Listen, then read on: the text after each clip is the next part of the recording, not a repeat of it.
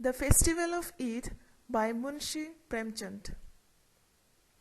Munshi Premchand, born in 1880, died in 1936, was one of the most celebrated Indian writers of the early 20th century. His short stories and books were not only depictions of the reality of life in the village, but also works of social criticism at a time of the struggle for freedom in India. He contributed greatly to the freedom movement that led to India's independence. Eid is one of the greatest festivals of Muslims.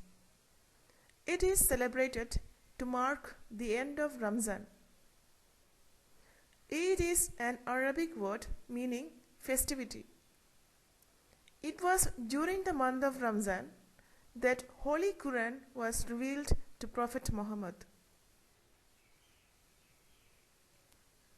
This lesson tells the story of a 4-year-old boy named Hamid who lives with his grandmother Amina.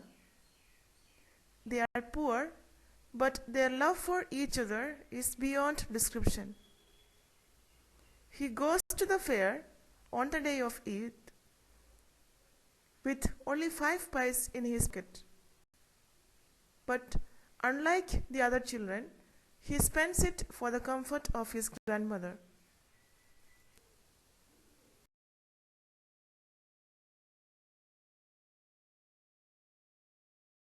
The long month of Ramzan is over.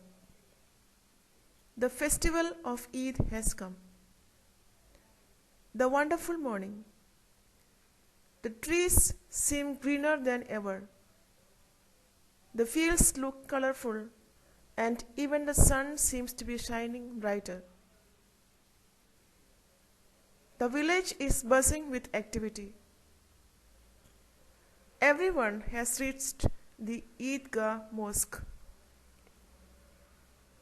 It is surrounded by palm trees, and its cemented floor is covered with carpets.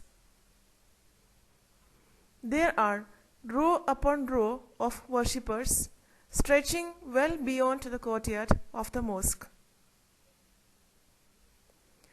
Along with others, people from Hamid's village take their place in the back rows after washing their hands and feet. Wealth and status do not matter here.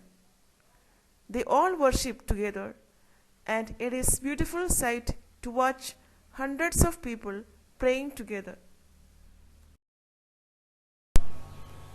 The prayer is over. People meet and embrace each other as is customary.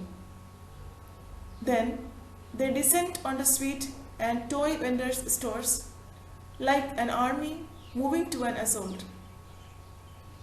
In this matter, the grown-up villager is no less eager than the boys.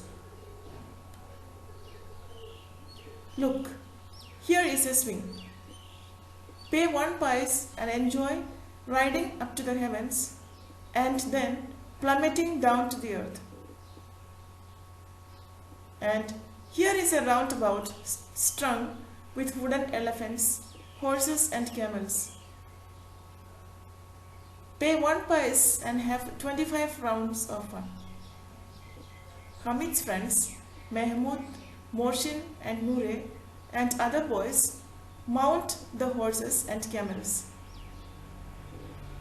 Hamid watches them from a distance, and all he has are 5 pice. He can't afford to part with a third of his treasure for a few rounds of fun.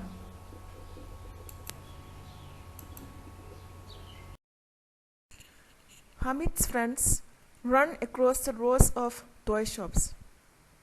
Mahmoud buys a soldier in khaki uniform and red turban with a rifle on his shoulder, ready for action.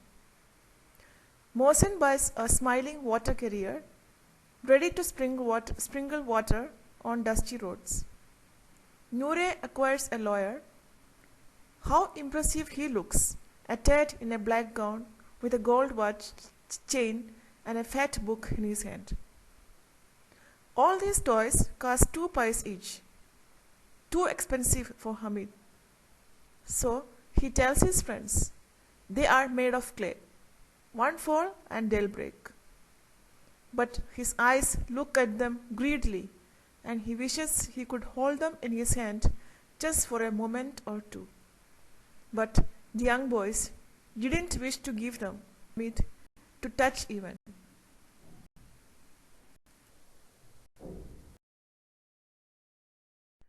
Questions and answers.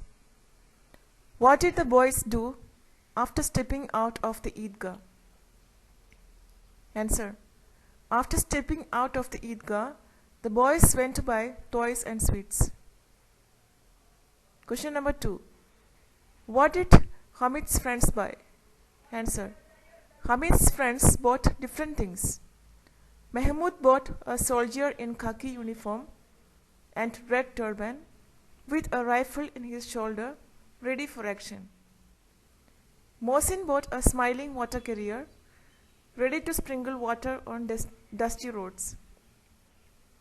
Noor acquired a lawyer with impressive looks, attired in a black gown with a gold watch chain and a fat book in his hand. Question number 3.